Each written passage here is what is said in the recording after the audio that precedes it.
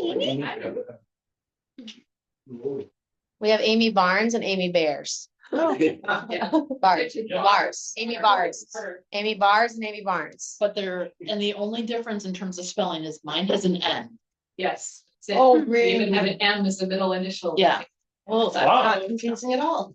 Not confusing at all. How many times have you gotten each other's emails? I've been invited to several lunch meetings. Yeah. Did you go? Unfortunately, it was like 15 minutes before the lunch meeting was supposed to start. For sure.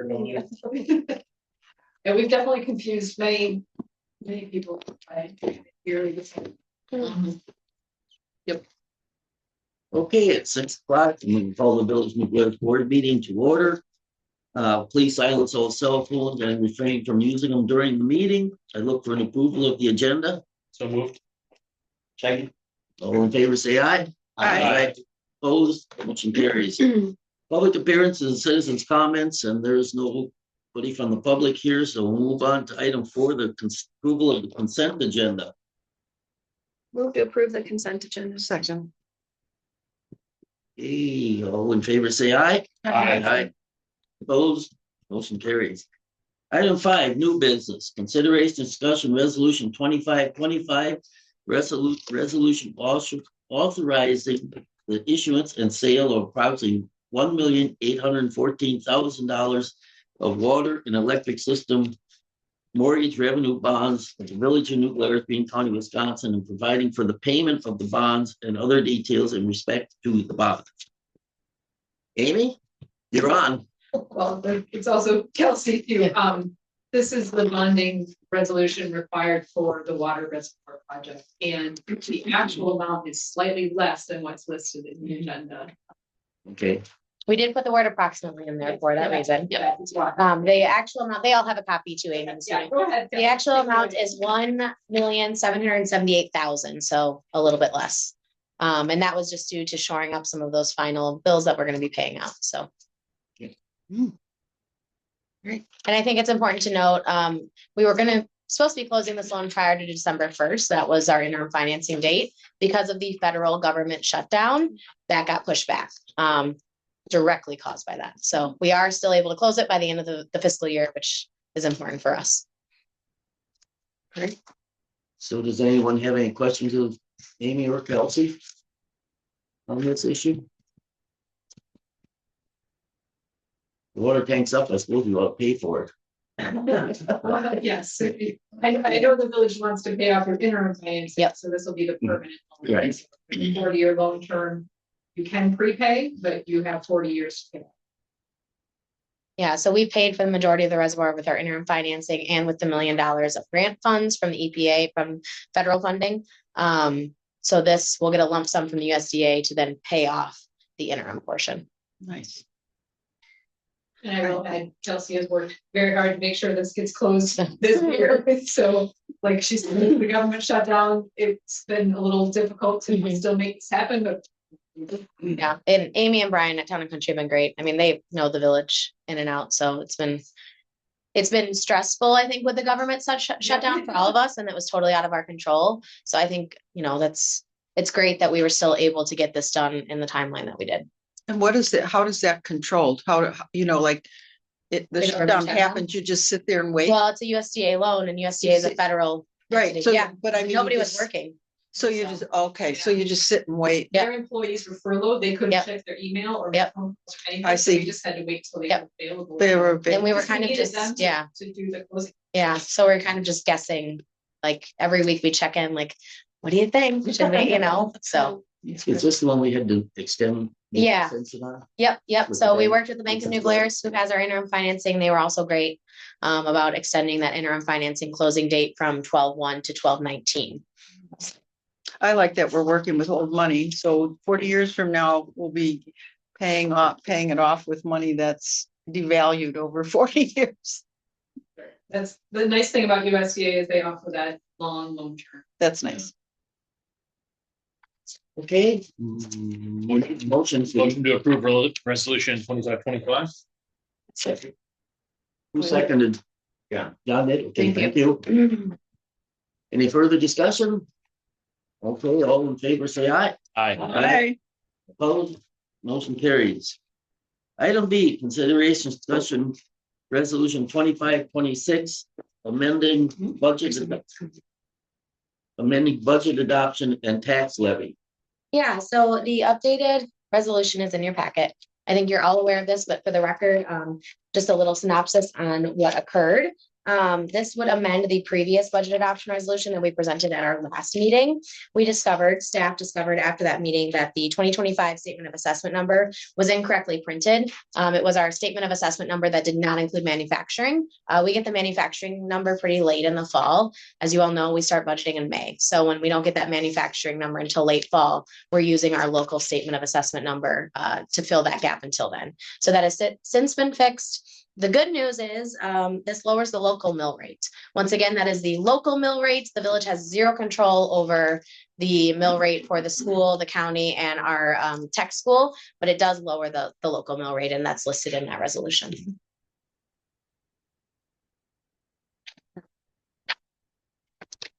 So was the post messenger correct when they said the mill rate was only? Yeah. They were correct based on the information they had at the time. That was if we wouldn't have had any of the manufacturing there. I've spoken with them since to let them know, and they will make sure that it's made clear what the actual local mill rate is. Yep. So Thank you. yeah, and I once again apologize for the oversight there, and thankfully we have a ton of safeguards in place before this goes to the county to print tax bills. So the good thing is there's lots of chances to catch it. It just is unfortunate that it was caught after the meeting and rather than before. Motion to approve resolution 2526, amended budget adoption and tax levy. Second. Okay, all in favor, say aye. Aye. Opposed? Motion carries. Item 6, consideration discussion library project update. Amy? So doesn't look like again much is taking place on the outside, but really there's a lot going on. Windows on the lower level are installed. I saw Klein Dickert there, so maybe the upper windows are also installed now. Their truck's out there today. They're doing the finishing on the drywall, letting, paving. They've even started painting in the mezzanine in the back hallway. So they're anticipating that is going to be done by the end of December. Moving on the east, they're working on the outriggers on that east side of the building. Then they'll move the tenting over a section and keep working on that. They anticipate being done in February. Still on schedule, huh? Yes, still on schedule. Ahead of school. What we don't say. It's been great. Okay, there's nothing down except to the president's report, and I got a little statement I'm gonna read. So before we go into closed session as village president, I think it's important to share an update with our village board about the status of EMS matters. Since our last village board meeting, our attorney has contacted EMS about the public records that were requested by Southwest Regional Planning as part of the evaluation. Our attorney did not receive a response in the time frame that he had requested. But this week he did receive a letter from an attorney hired by the EMS. In that letter, the lawyer states that in his opinion, the EMS is not legally required to share information with us. Though he does say they would share some information, none has yet been provided. And as far as other information, he essentially told us to get it from public sources. Whether a public funded entity has to share information, that's something our lawyer is fully looking into and decide how to best require them to open and be transparent. That said, there is no question what the organization should have done to demonstrate its transparency if it desired to work with people and be a good neighbor. We have not yet responded to that letter, but will be doing shortly. More troubling is the fact that recently there has been 2 911 calls requiring EMS that New Glarus EMS has failed to respond to. After one of these incidents, a New Glarus EMT who was blocks away from the emergency posted on a public social media page that she was available to respond, but chose not to, in part because of attitudes and her feeling it was time to get the residents of New Glarus used to waiting for an ambulance.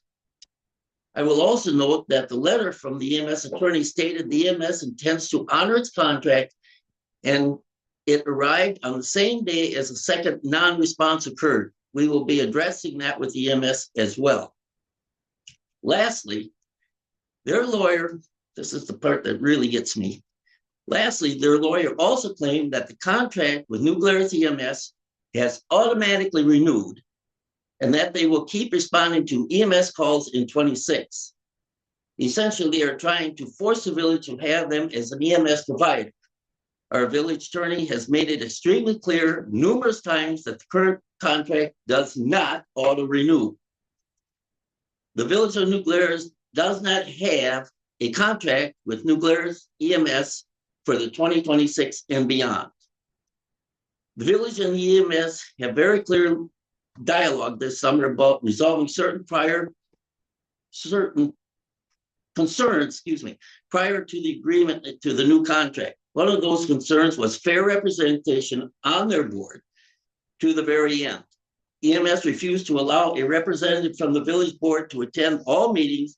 In fact, they clearly stated that the representative would not be allowed to attend the meetings that involved operations, staffing, or committees.